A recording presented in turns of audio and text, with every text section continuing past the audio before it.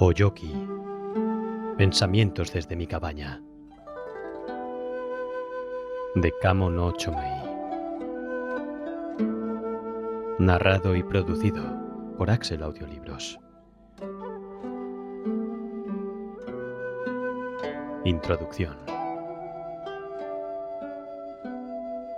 A finales del siglo XII, Tokio fue devastado en buena medida por incesantes catástrofes, tornados, terremotos e incendios. Su población vivía sumida en un clima de inquietud constante.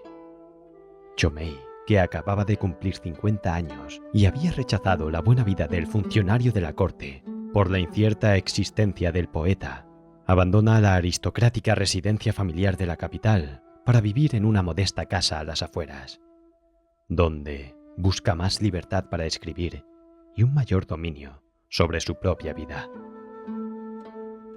5 años después, aquella toma de distancia no parece ya suficiente.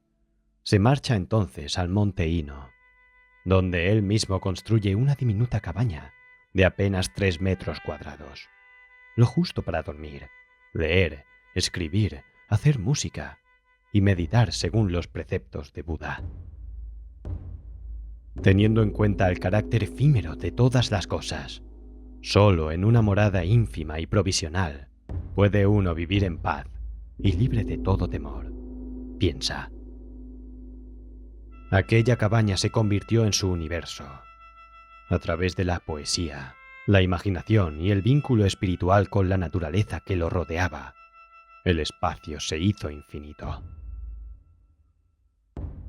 Este es un texto, ahora un audiolibro, con 800 años de antigüedad, que es un canto a la libertad, la contemplación y la autosuficiencia, y que responde a la perfección a algunas de nuestras más importantes inquietudes actuales.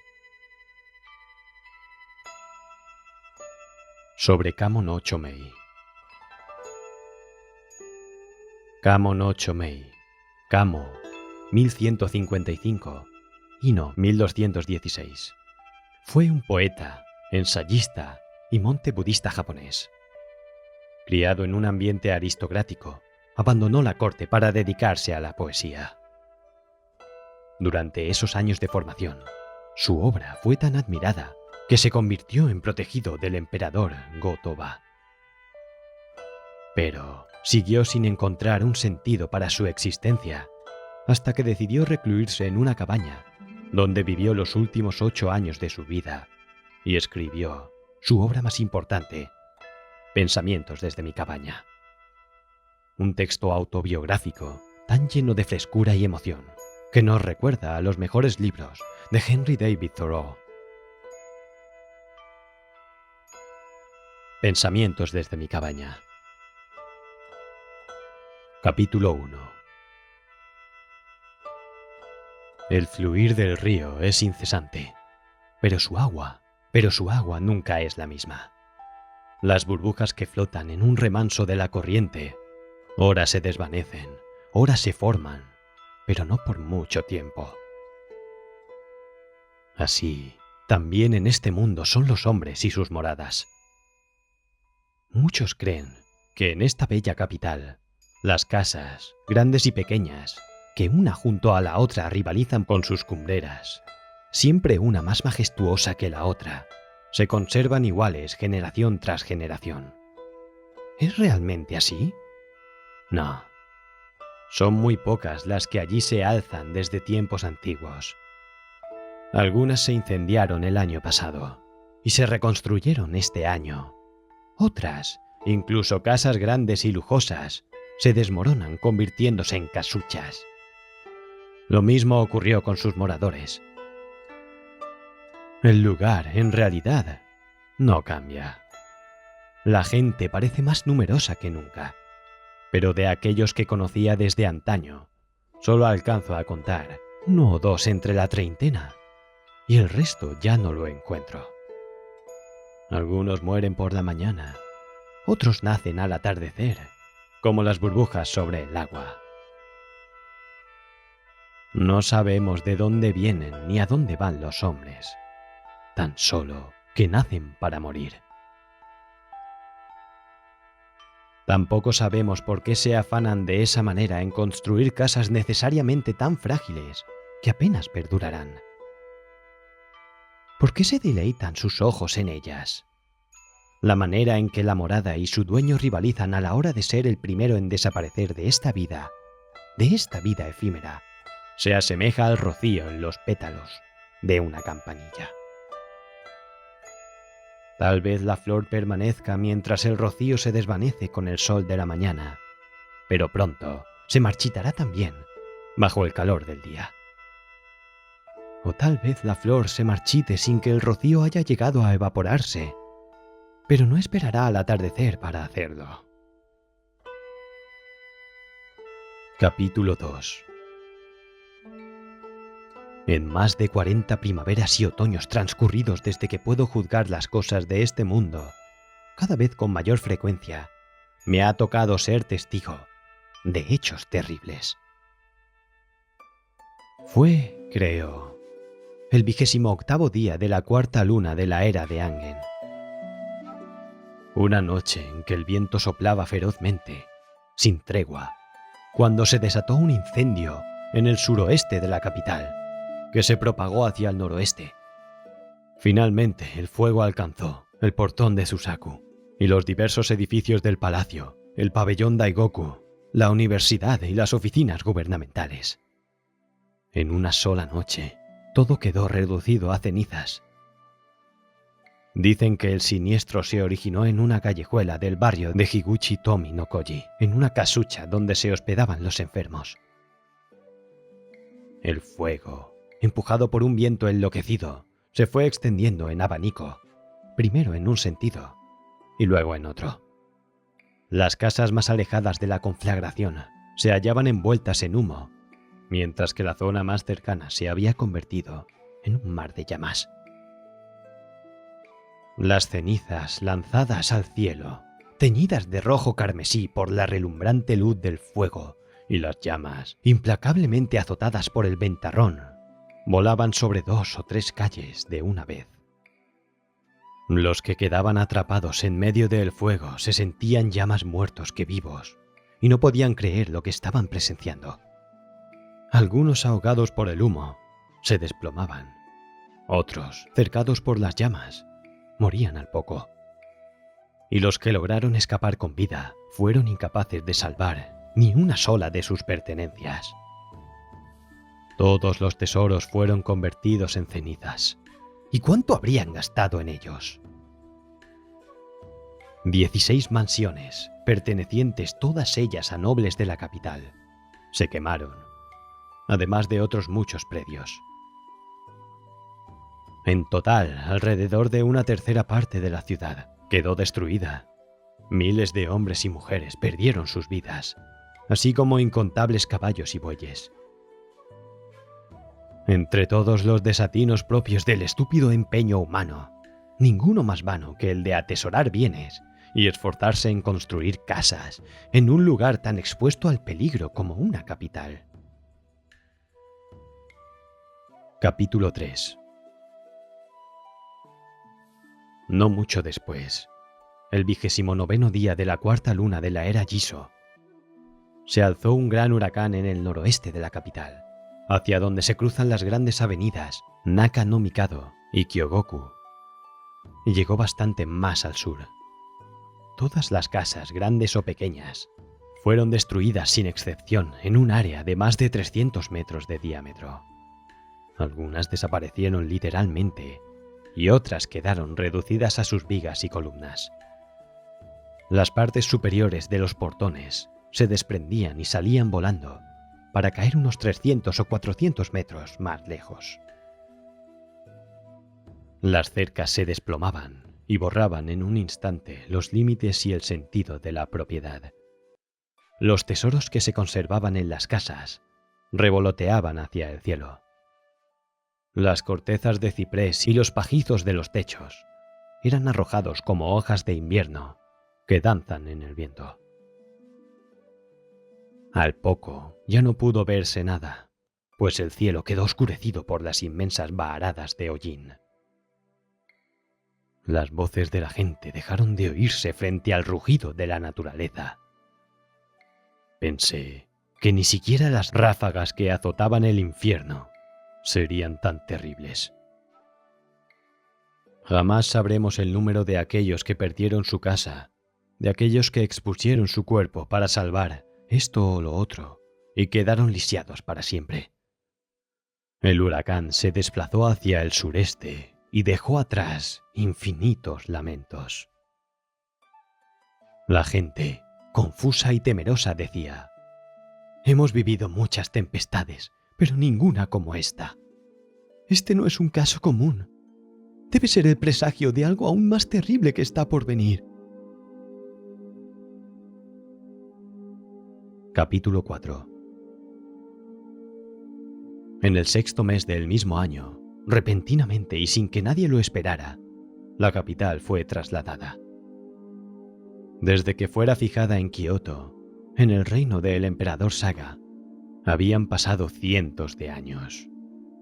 Como el cambio de una capital no es asunto que se pueda hacer con ligereza y sin razones suficientes, era natural que la gente se inquietara y se preocupara con la noticia.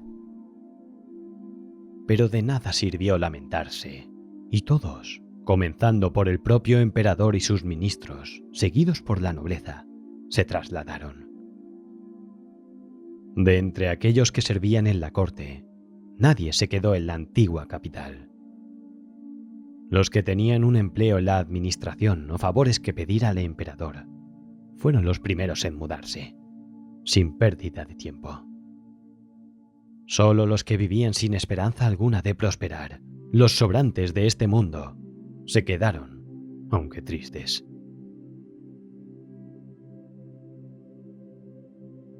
Las mansiones, esas cuyas cumbreras rivalizaron tiempo atrás, fueron quedando en ruinas. Las pocas casas que se habían salvado de las recientes calamidades fueron desmanteladas y flotando las transportaron por el río Yodo. La antigua capital se fue transformando en un desierto a ojos de todos. La querencia de las gentes dio un vuelco. Todo el mundo quería caballos y monturas, mientras que los tranquilos carros tirados por bueyes cayeron casi en desuso. Los terrenos que bordean el mar, en el sur y en el este, comenzaron a ser muy codiciados y ya nadie mostró interés por los feudos del norte y del oeste. Por entonces, sucedió que, teniendo un asunto que tratar, viajé hasta la nueva capital, en la provincia de Setsu. El asentamiento era tan exiguo que no había espacio siquiera para dividir la ciudad en un número adecuado de calles y avenidas. Por el norte, el terreno se elevaba hacia lo alto, circundando las montañas, y por el sur progresaba en declive hasta la orilla del mar. El ruido de las olas era un rugido constante, y el viento salado soplaba con virulencia. El palacio imperial se hallaba dentro de las montañas. Era una edificación extraña, que se asemejaba a las rústicas construcciones con troncos de los antiguos palacios, aunque no estaba exento de encanto. Una vez allí, me pregunté dónde pensaban levantar todas esas casas que a diario desmantelaban y embarcaban agua abajo, en cantidad tan grande que cubrían la superficie del río. Había ya muchos terrenos vacíos y desolados en la antigua capital, pero pocas casas construidas en la nueva. Todo el mundo vivía penetrado por la misma sensación de transitoriedad, como nubes al pairo en los cielos. Los lugareños lamentaban la pérdida de sus tierras y los recién llegados deploraban las dificultades para alzar sus moradas. Los caminos estaban llenos de hombres montados a caballo, cuando su condición era la de viajar en carruajes. Igualmente, en lugar de vestir los ropajes propios de la corte, llevaban simples ropas de servicio. Las cumbres de la capital cambiaron bruscamente y se transmutaron en las de los rústicos guerreros. Había oído decir que esto era el presagio de desórdenes futuros. Y es cierto que con el correr de los días, el país se agitaba cada vez con más fuerza, al igual que sus gentes.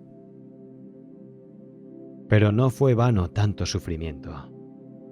El invierno de ese mismo año, la capital fue trasladada nuevamente a Kioto.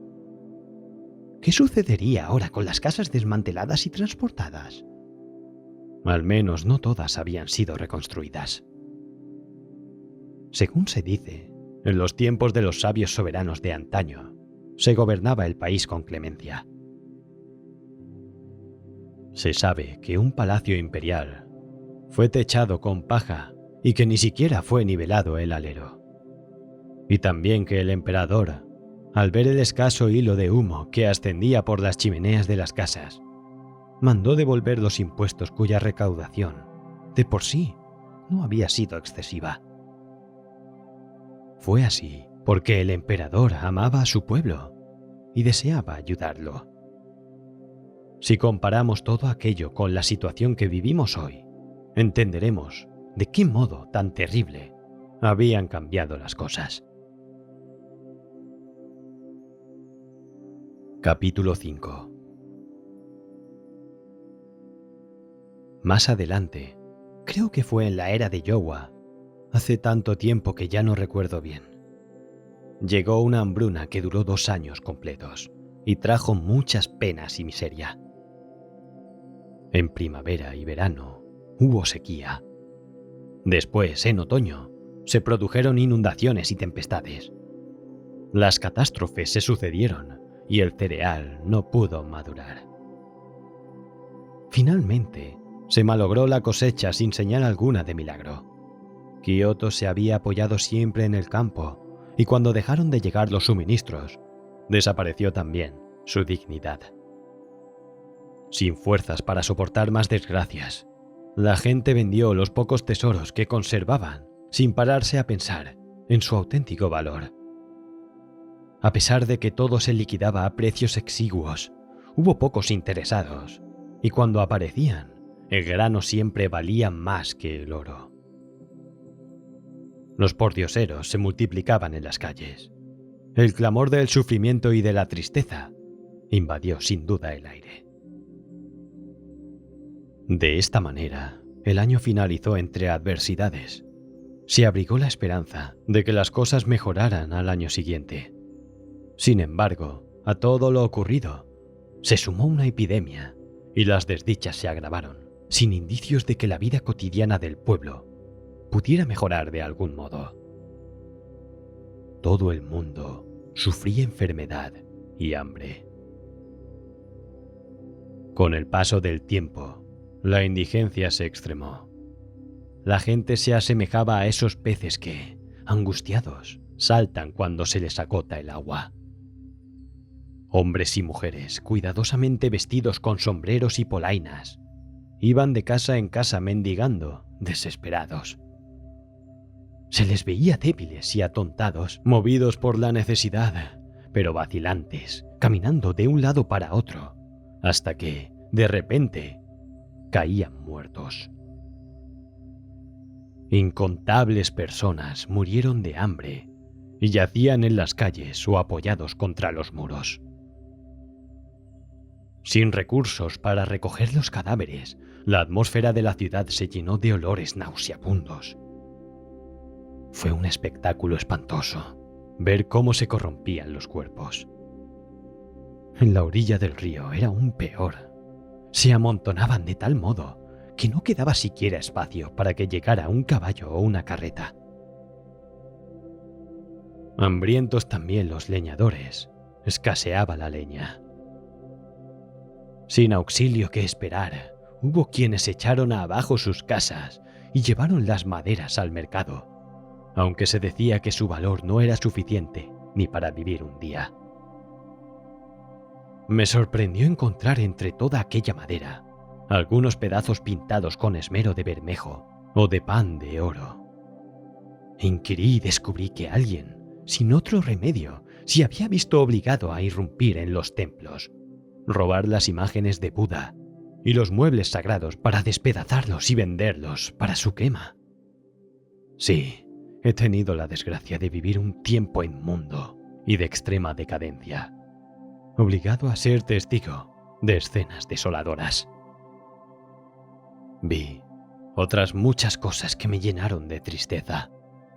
Me fijé que entre las parejas que se amaban hasta el punto de no poder separarse, aquel de los dos cuyo amor era más profundo siempre moría primero. La razón es sencilla. El que se olvidaba de sí mismo ofrecía las exiguas comidas con las que contaba al ser amado. En las familias, los padres fueron los primeros en perecer. Había bebés echados sobre sus madres que todavía mamaban sin saber que éstas ya habían muerto. El monje Ryugyo, del templo Nina, sintió una profunda piedad por la multitud moribunda. Cuando vio a los que agonizaban, ejerció los últimos ritos dibujando el signo sagrado en sus frentes. La letra sánscrita A, para ponerlos así en contacto con Buda.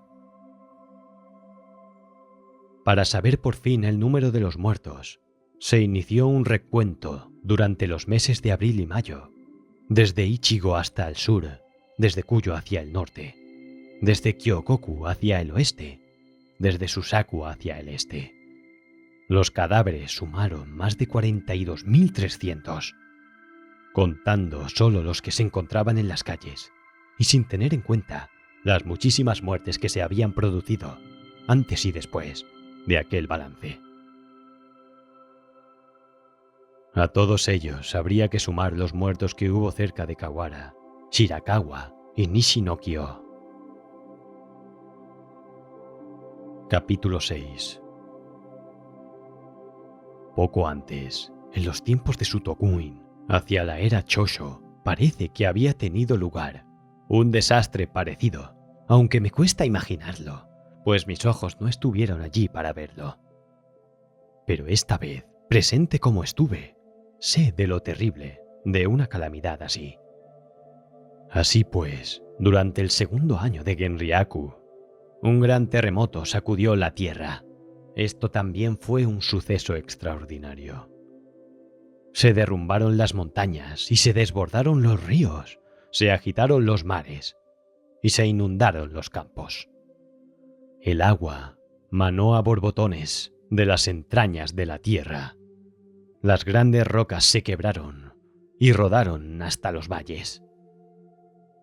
Las barcas que estaban cerca de la costa quedaron a merced de las olas. Los caballos en las calles veían cómo la tierra cedía y se chocaba al trotar. A las afueras de la capital ni un solo templo, ni una sola pagoda quedó intacto. Unos se desplomaron por completo y otros tuvieron que ser echados abajo. Se levantaron el polvo y las cenizas de una vehemente humareda. El temblor de la tierra y el derrumbe de las casas sonaban como truenos. Los que se quedaron en sus hogares fueron aplastados. Afuera, la tierra se agrietaba.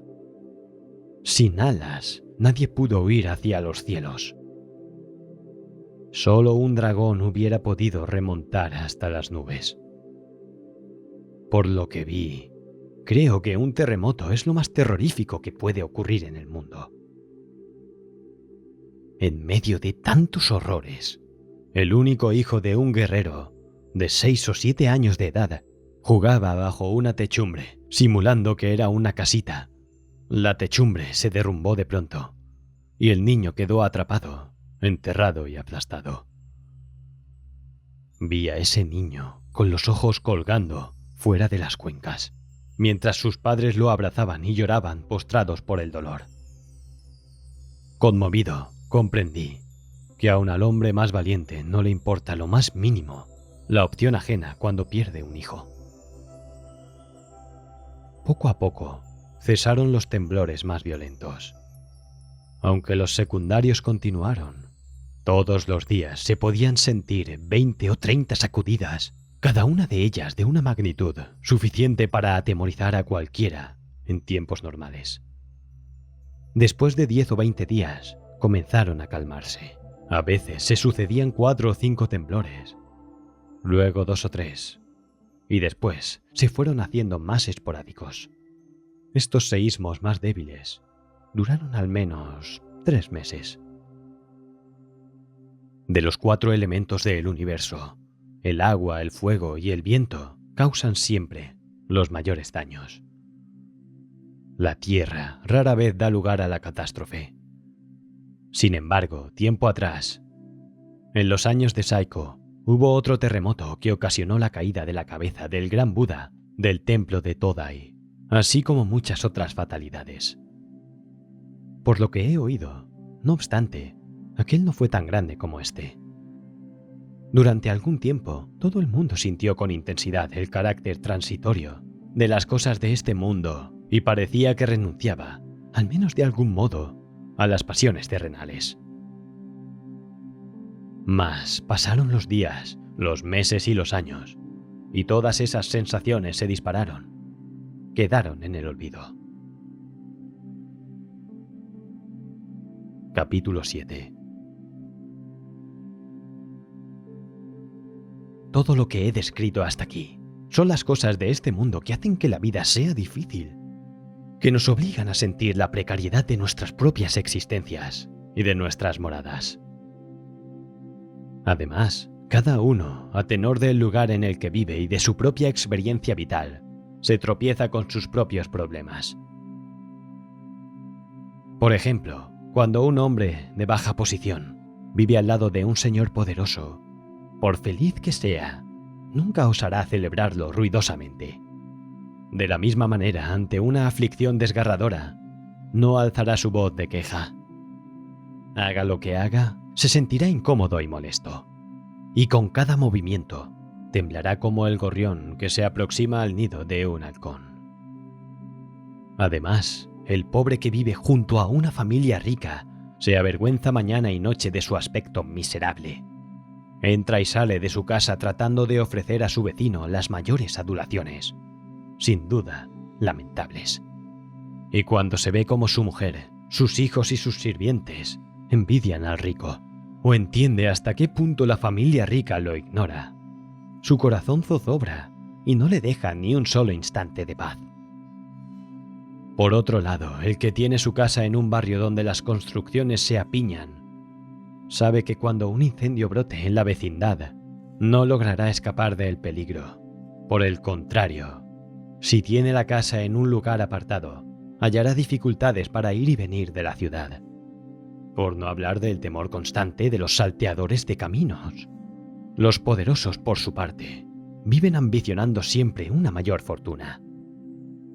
Los humildes que deciden vivir solos reciben el desprecio de la gente.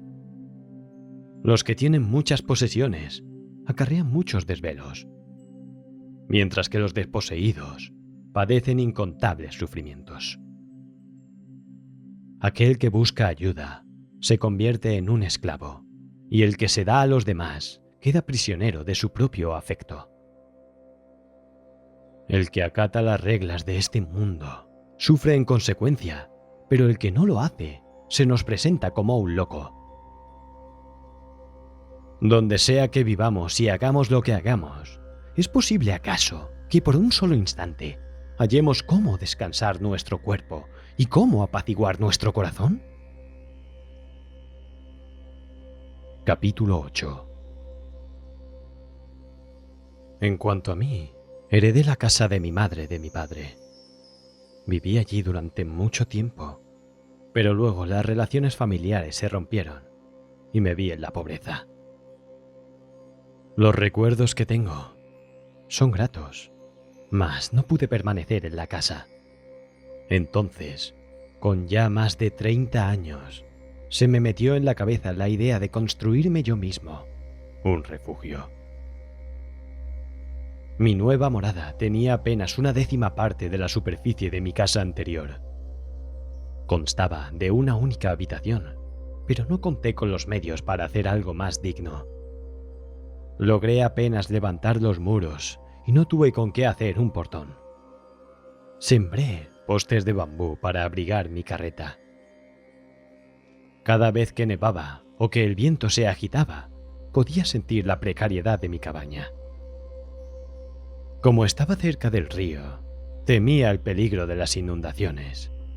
Además, merodeaban por allí muchos bandidos. De esta manera, con desasosiego y desazón, viví durante muchos años en este mundo despiadado. En aquel tiempo, mis mejores intenciones se frustraron y fui consciente de mi mala fortuna. Por todo ello, al cumplir 50 años, abandoné también aquella casa y me retiré del mundo. Al fin y al cabo, no tenía mujer ni hijos, ninguna familia que añorar. Tampoco tenía rango de ingresos, de modo que, ¿para qué apegarme al mundo? Falto, en última instancia, hasta de realidad, me retiré a una ladera del monte Ohara, haciendo de las nubes mi almohada. Durante 5 primaveras y 5 otoños viví allí de la forma más vana. Bien cumplidos los 60, cuando el rocío de mi vida ya se evaporaba, fabriqué una pequeña choza, apenas una hoja desde la cual esas últimas gotas podrían disiparse. Algo no muy distinto al refugio que el viajero errante se hace para pasar la noche, o una imitación del viejo gusano de seda que hila su último capullo. Así, a medida, de año en año, mi vida declinaba, mis moradas se iban haciendo más pequeñas. La última no se parecía, de hecho, en nada a las que normalmente pueden verse en este mundo. Apenas tenía 3 metros de largo y no llegaba a 2 de alto, ya que no veía la necesidad de encontrar un domicilio definitivo. No tardé mucho en elegir un terreno. El suelo era la propia tierra. El techo era de paja. Conseguí unas tablas y las dispuse de forma sencilla, uniendo las junturas con pasadores metálicos. De este modo no sería difícil plegarlas y marcharme si ocurriera algo que me incomodase. Tampoco resultaría complicado transportar y reconstruir mi cabaña, pues cabían 2 carretas y el único coste serían los honorarios del carretero. Capítulo 9. Ahora vivo oculto. Por tanto, en lo profundo del monte Hino, en el lado de esta cabaña, agregué un cobertizo de 1 metro de ancho y uso ese espacio para guardar y secar la leña. En el lado sur, añadí una pequeña terraza de bambú, al oeste de la cual dispuse un altarcillo para las ofrendas. En el interior, también al oeste y detrás de un biombo, fabriqué un nicho para la imagen de Amida, cuya frente resplandece con los rayos del sol al atardecer. Y sobre la puerta de ese nicho colgué las imágenes del Fugen y Fudo. Al suroeste situé una estantería de bambú, con 3 cestas forradas de cuero, en las que guardo libros de poesía y música, así como el goyosu. Junto al estante, contra la pared, un koto y una biwa, conocidos como el koto plegable y la biwa ensamblada. Al este, a modo de cama, unas ramas de helecho me sirven para descansar durante la noche. Una ventana se abre sobre la pared que da al este, bajo la cual dispongo mi mesa de trabajo. Junto a un montoncito de maleza y ramas secas, tengo un pequeño hogar para calentarme. Al norte de la cabaña hay un poco de tierra que conforma mi huerto, delimitado por unos arbustos. Allí cultivo todo tipo de plantas medicinales. Este es el aspecto de mi morada, siempre provisional. Puedo añadir que al sur hay una cañería de bambú con la que traigo el agua de un estanque hecho con piedras. Un bosque cercano me abastece de leña en abundancia. Ese lugar se llama Toyama. Allí las plantas trepadoras dan sombra en cada uno de los senderos. El valle está recubierto de árboles y el cielo de occidente, siempre despejado, conforma un faro de luz para la meditación. En primavera, Las glicinas, rizándose como olas, florecen en el oeste como la sagrada nube purpúrea que acompaña a Mida. En verano escucho el canto de los cucos y les suplico que me prometan servirme de guías en el supremo paso montañoso de la muerte. En otoño, las voces de las cigarras vesperinas me llenan el oído, como despreciando la efímera cáscara de este mundo. Y en el invierno, contemplo la nieve que se acumula, como nuestras faltas, y se derrite como una expiación. Cuando no estoy de humor para orar ni para leer, descanso y holgazaneo. Nadie me lo impide aquí, ni nadie ante cuyos ojos me pudiera sentir avergonzado. No he hecho votos de silencio, pero por fuerza los cumplo, ya que estoy solo. Tampoco me obligo a obedecer ningún precepto. Aquí no existe ninguna esfera que romper. Si una mañana siento la vida fugitiva como la estela blanca que se deja a la popa, me dedico a contemplar los barcos que navegan por el Okanoya y trato de escribir a la manera de Masami. Al atardecer, cuando el viento mueve los árboles de Katsura y hace sonar sus hojas, me acerco al río Jinjo y pulso la biwa, imitando a Gentotoku. Cuando tengo ánimo, acompaño la melodía del viento con el canto de las brisas de otoño o el murmullo del agua con un pasaje célebre de la fuente que mana. No soy un gran artista, pero tampoco toco para deleitar a un auditorio. Toco para mí mismo, para dar sustento a mi corazón. Existe otra cabaña al pie del monte Hino. Es la morada del guardián de esta montaña. Allí vive un niño que de vez en cuando me visita. Si no tengo nada que hacer, paseo con él. Él tiene 10 años y yo 60. Aunque la diferencia es grande, nos hacemos buena compañía. Juntamos brotes y recolectamos hierbas y bulbos. Vamos también al arrozal que hay al pie del monte. Recogemos espigas caídas y con ellas tejemos ofrendas para los dioses. Cuando el día es luminoso, subimos a las cumbres del Hino y contemplamos el cielo que cubre la capital. Podemos divisar también la montaña de Kowata, los pueblos de Fushimi, Towa y Hatsukashi. La belleza de un paisaje no tiene dueño, de modo que cualquiera puede obtener consuelo con su contemplación. Cuando la marcha me resulta sencilla y tengo fuerzas para ir más lejos, caminamos por los montes a través de Sumiyama, pasando por Kasatori, y peregrinamos hasta los templos de Iwama e Ishijima. O bien nos abrimos paso por la llanura de Awasu y visitamos la antigua casa del poeta Semimaru. O cruzamos el río Tagami para llegar hasta la tumba de Sarumaru Dayu. En el camino de regreso, según la estación del año, juntamos flores de cerezos, hojas de acre, helechos o recogemos semillas, bien como ofrenda para Buda o como recuerdo para nosotros. En las noches serenas, mirando la luna por la ventana, recuerdo a los viejos amigos. Escucho los plañidos lejanos de los monos y las lágrimas humedecen mis mangas. Las luciérnagas entre las hierbas semejan fogatas de los remotos pescadores de Makinoshima. El sonido de la lluvia matutina lo siento como el viento que golpea en las hojas. Cuando oigo los melodiosos cantos de los faisanes, los confundo con las voces de mi padre y de mi madre. Cuando los ciervos bajan de las cumbres y mansos se acercan a mí, pienso en lo lejos que estoy del mundo. Al despertar durante las noches de invierno, atizo los rescoldos entre las cenizas y los convierto en mis amigos. Las montañas no me atemorizan. No son tan altas ni tan profundas sus cuencas. Y me agradan los ululatos de los búhos. En cada estación que pasa, la montaña me ofrece su encanto inagotable.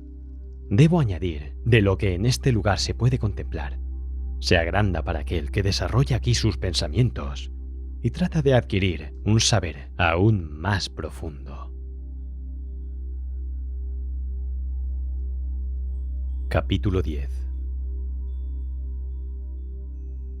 Cuando empecé a vivir aquí, pensé que lo haría por una breve temporada, pero han pasado ya 5 años. Mi morada provisional ha envejecido conmigo. Las hojas muertas se acumulan profusamente en el alero, y el musgo trepa por las paredes. Por las noticias que de manera azarosa me han llegado de la capital, sé que muchos personajes nobles han muerto desde que me retiré a esta montaña. ¿Cómo podría contar las muertes de aquellos, innumerables, que carecen de todo título? ¿Y cuántas casas habrán sido destruidas por los incendios? Solamente en una morada provisional como la mía, logra uno estar en paz y libre de todo temor. Aunque es una cabaña muy pequeña, tiene un lecho donde dormir durante la noche y espacio donde sentarme durante el día. Como lugar para vivir no le falta nada, es decir, puede albergar cómodamente un cuervo. El cangrejo ermitaño prefiere refugiarse en pequeñas conchas porque conoce muy bien su tamaño. El águila pescadora permanece en las costas desoladas porque conoce muy bien la amenaza que supone el hombre. Yo actúo igual que estos animales, conociéndome y conociendo el carácter transitorio del mundo. No deseo nada que esté fuera de mi alcance y tampoco me inquieto por lo que no tengo. Solo busco la tranquilidad y el placer que me ofrece la ausencia de toda angustia. Por lo general, casi nadie construye una casa para sí mismo. Unos la edifican para su mujer y sus hijos, o para sus parientes y su servidumbre. Otros la hacen para sus amigos y conocidos. Otros para sus señores y sus maestros, e incluso los hay que la erigen para guardar sus tesoros, incluso para abrigar a sus caballos y bueyes. Yo hice la mía para mí, y no para otros, porque en tiempos como estos, y en las condiciones en las que me hallo, no tengo familia o compañía, ni tampoco servidumbre que me asista. Aunque construyera una casa espaciosa, ¿a quién albergaría y con quién la compartiría? En general, los hombres estiman a sus amigos por su riqueza y muestran un gran afecto por aquellos que les han hecho favores. No necesariamente aman a las personas que les ofrecen una cálida amistad o a quienes tienen una honesta disposición. Mucho mejor es tener como amigos a ciertos instrumentos musicales o a los bellos paisajes que nos ofrece la naturaleza que a hombres de esa calaña. Los sirvientes de este mundo viven anhelando compensaciones inmediatas y son deferentes, sobre todo con aquel que los trata con generosidad. Sin embargo, no les interesa el cuidado y el afecto que otros les puedan dispensar para ayudarles a vivir en paz y tener más tranquilidad de espíritu. Es mucho mejor, por tanto, ser el sirviente de uno mismo. ¿Cómo hacer de uno mismo su propio sirviente? Pues si hay algo que hacer, me sirvo de mi cuerpo. A veces puede resultar molesto, pero aún así, lo encuentro más sencillo que tomar a un sirviente y pasar el día detrás de él. Si alguna tarea requiere caminar, camino. Y aunque pueda hacerse penoso, es preferible a estar preocupado por el caballo y la montura, por los bueyes y el carruaje. He dividido mi cuerpo y le he dado así 2 usos. Mis manos son mis sirvientes, mis piernas, mi vehículo. Ambos me responden de forma satisfactoria. Cuando mi mente o mi cuerpo están fatigados, me doy cuenta enseguida y descanso. Cuando los sé fuertes, los empleo. Digo empleo, pero naturalmente no los hago trabajar en exceso. Si un día no me siento con deseos de trabajar, no me avergüenzo. Por otro lado, ¿no es cierto que caminar a diario es beneficioso para la salud? ¿Qué ganaría con estar siempre ocioso? Es una falta hacer sufrir a los otros. ¿Cómo podría entonces pedirles prestado su trabajo? Por lo demás, mis ropas y mis comidas son simples, como mi morada. Me visto y me cubro con cualquier tela o cubierta ordinaria que voy consiguiendo. Al no tener contacto con la sociedad, tampoco me avergüenzo de mi apariencia. En cuanto al alimento, recolecto los brotes de los juncos que encuentro en las llanuras y los frutos de los árboles que hay en las laderas de las montañas, lo suficiente para mi subsistencia. Aunque muy escasa y simple, esta comida tiene un sabor delicioso para mí. Todo lo que cuento aquí, por supuesto, no está dirigido a los ricos que viven rodeados de lujos y placeres. Relato estas experiencias simplemente para poner de relieve las diferencias entre mi vida presente y la pasada. A este respecto, desde que me aparté del mundo, no siento rencor ni temores. Me he abandonado al azar. No cuido de mi vida ni temo a la muerte. Mi existencia es una nube errante. No deseo la fortuna ni me quejo de la mala suerte. El mayor gozo de la vida lo encuentro en la almohada sobre la que duermo una siesta tranquila, y el anhelo de vivir se mantiene en mí ante la posibilidad de contemplar la belleza de un paisaje. Los tres mundos, ya sean buenos o malos, dependen de nuestra mente. Si no hay serenidad en la mente, de nada sirven las bestias de carga, ni las joyas, y ningún placer podrá procurar los palacios o los pabellones. Esta cabaña solitaria, con una sola habitación, es el lugar más acogedor que puedo imaginar. Es cierto que cuando voy a la capital, me avergüenza tener que pedir limosna, pero cuando regreso aquí, de nuevo, siento lástima por aquellos que aún son esclavos de las cosas terrestres. Si alguien duda de mis palabras, que se fije en los peces y los pájaros. Los peces no se cansan del agua, pero a menos que seas un pez, no podrás entender el porqué. Los pájaros prefieren vivir en los bosques, pero a menos que seas un pájaro, no podrás entender el porqué. Lo mismo ocurre con la alegría de vivir en soledad. ¿Quién podría entenderla sin haberla vivido? Capítulo 11. La luna de mi vida declina en el cielo y ya está por hundirse tras las montañas. Pronto he de encaminarme hacia las tinieblas de la muerte. ¿De qué preocuparme ahora que mi vida toca su fin? La enseñanza de Buda consiste, en esencia, en el desapego hacia todas las cosas. En mi caso, sería un error apegarme a mi cabaña. Incluso el apego a mi calma soledad sería un obstáculo para mi liberación. Y entonces, ¿por qué malgastar el precioso tiempo que me queda relatando los triviales placeres del ermitaño? En un apacible amanecer, mientras pensaba en la causa de mi desaliento, me decía a mí mismo: has abandonado el mundo y has venido a vivir a los bosques de estas montañas para disciplinar tu mente y practicar el camino del Buda. Pese a tu apariencia de monje, tu corazón está mancillado de impureza. Tu cabaña se asemeja a la de Yomio Koji, pero observas las enseñanzas, aún peor que Shuri Handoku. ¿Es tu karma miserable la causa de tus inquietudes? ¿O tus pensamientos han desvariado de tal modo que te has vuelto loco? Mi corazón no supo contestar a estas preguntas. Todo lo que fui capaz de hacer fue usar mi lengua para escabullirme de mí mismo, recitando un par de plegarias.